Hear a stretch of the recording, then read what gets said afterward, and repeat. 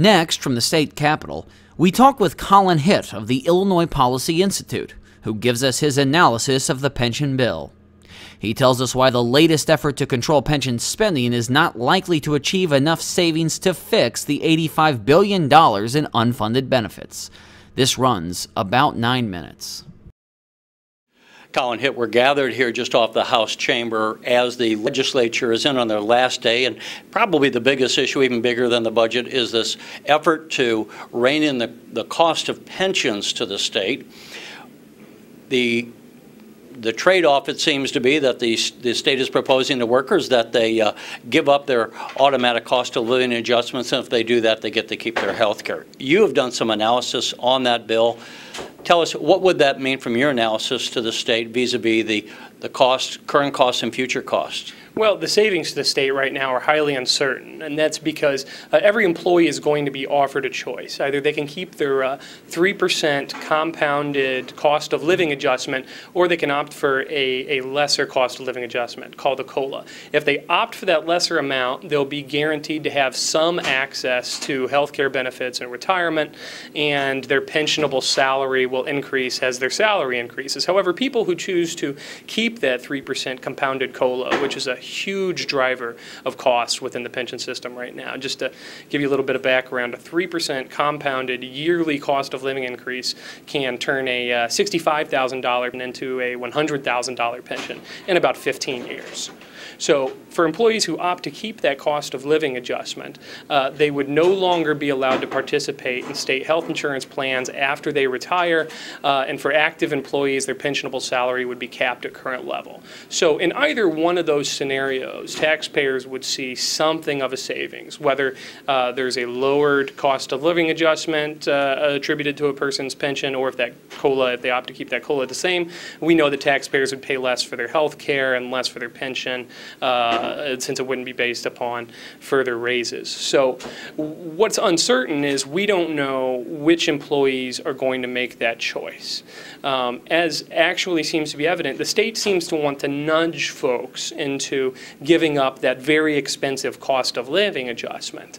However, unions and others will argue that that cost of living adjustment is constitutionally protected. So if we want folks to accept the more reasonable cost of living adjustment, you have to offer them some incentive. So that's why they're talking health care benefits in retirement, or applying future raises towards a person's pension, because those policies, those changes in personnel policy, pretty much everyone agrees do not have any constitutional issues. The irony of this is, if the state simply just did those two things, drew down the taxpayer subsidies for employees' health insurance and retirement, and capped pensionable salaries at their current levels, and just did that for everyone. Or another way to put this is, if everybody just opted to have that, they would see more savings than if everybody opted out of their cost of living adjustment, which seems to be the track that they want most folks to take.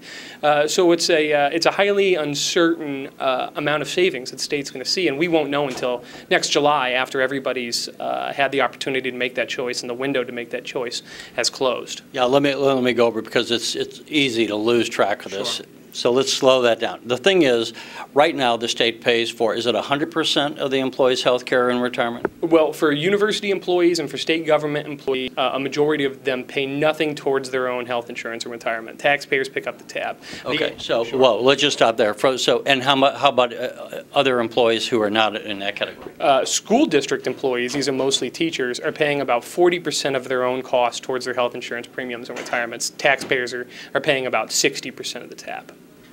And so, because everyone knows health care costs, health insurance has gone up, if the state says, pick the COLA, a lower COLA, the lower cost of living adjustment, and you get to keep your health care, the state may actually come out worse on that deal, which seems to be the deal that they're, as you say, proposing and pushing people into.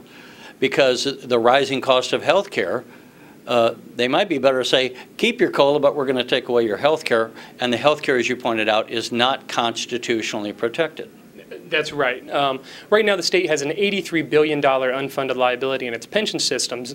That funding crisis is what's driving the conversation in Springfield, but it has a separate unfunded liability of $54 billion within its health insurance funds for retirees. That's up from $44 billion 2 years ago. There's a very real possibility that the unfunded liabilities within its health insurance funds could exceed those within the pension funds just because of healthcare, inflation, and life expectancy. The governor had proposed three things. To raise the retirement age to 67, to have employees make their contribution from about 9% to 12%, and to adjust the cost of living from an automatic compounded increase to a simple 3% or half of the CPI, the Consumer Price Index, whichever is less. We're getting one of those things. We're getting the cost of living change. Have you run the numbers to say, some people are still arguing that that would be enough to salvage the system. Do you agree with that analysis? No, that would not be enough to salvage the system. Changing simply from a 3% COLA to what would effectively be about a 1.5% per year COLA would generate significant savings if the state simply did that, but it would not be enough in and of itself to salvage the finances of the pension funds. And so, as you say, because people are going to make that election, if, as we tape this, they haven't yet passed the bill. That's right. So by the time this airs, the people will know whether it has or has not passed, but at least they'll understand the logic of the legislation. If it passes, then the individual employees would have to make their selection. I want to keep the COLA and do away with the health care, or I'll take the smaller COLA and keep my health care. Right. But as you say, they won't start to make that election until January of 2013, and they'll have until approximately the end of June or somewhere in there, the first 6 months or so of the new year, 2013.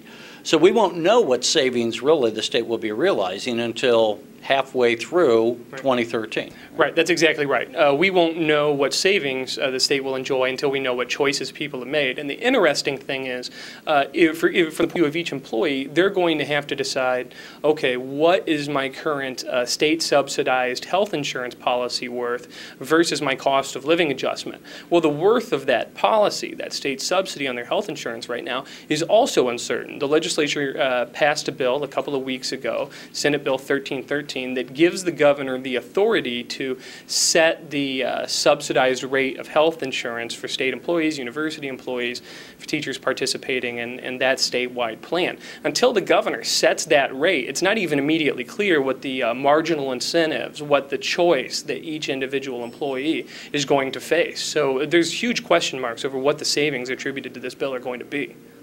So as you said, there's different categories of state employees. Some work for, different categories. Some pay more than others on their health insurance. So the governor could say, you only have to pay 10% of your health insurance, or he could say you have to pay 90%. Right. The value of that health benefit in retirement for people who keep it is highly uncertain right now, and the governor is going to have to give that some certainty in the next 6 months. But until we know for certain what that's going to be worth, what people are hoping to lock into, we won't know what choice faces them. So we can't predict what choice they face. So if the viewers are sitting here scratching their head and saying, after all this I've heard and read about in the papers about pension reform, how is it they come up with a proposal where no one really even knows what the savings are going to be? Well, I can't answer the question of how that happened, but what we do know is that we don't know how much the state of Illinois is supposed to save through this plan. So irrespective of what we're hearing from other sources, you would argue we won't even know if this legislation, should it pass, will effectively address the unfunded liabilities until somewhere through 2013, which may then precipitate, either we're happy with it and we are saving a lot, but it may mean that we have to go right back to the drawing board because we're still unfunded. It's almost certain that this is not going to be a change significant enough to rescue the finances of the state's pension funds. We're going to be back here very soon thereafter. All right, Colin Hitt, well, thank you again for joining us. Thanks, Terry. You're watching the Illinois Channel, an independent nonprofit corporation formed to provide gavel-to-gavel coverage of Illinois state government and other public affairs events taking place across Illinois.